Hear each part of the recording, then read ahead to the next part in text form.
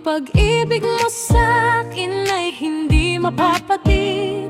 Ang pag-ibig na sabi mo'y hindi papapalit. Ngunit bakit sa gaway, iba ang nakikita? Sa labi mahal kita pero puso'y lumalayo ka. Sinasabi mong ikaw ay sa Diyos lamang, ngunit ang buhay mo'y tila hindi ka kilala. Hindi sapat ang salita kung walang pagsunod.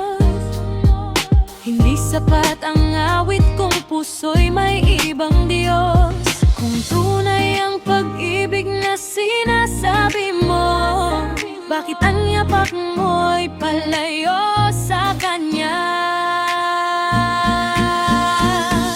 Sabi mo'y mahal mo ang Diyos, ngunit bakit taliwas ang kilos? Sabi bigay ikaw ang buhay, ngunit sa gaway siya'y iyong iniwan.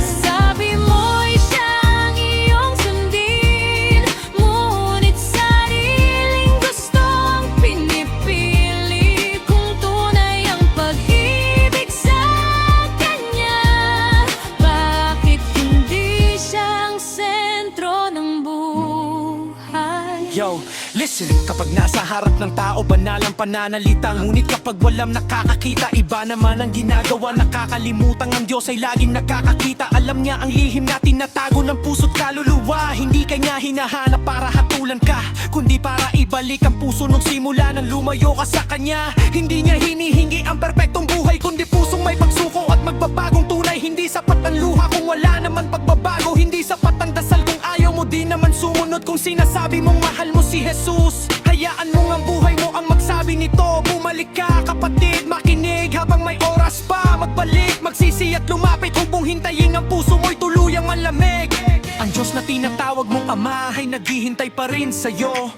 Hindi lamang dapat lagi sa salita, kundi sa buhay na may pagsunod sa Kanya. Let's go!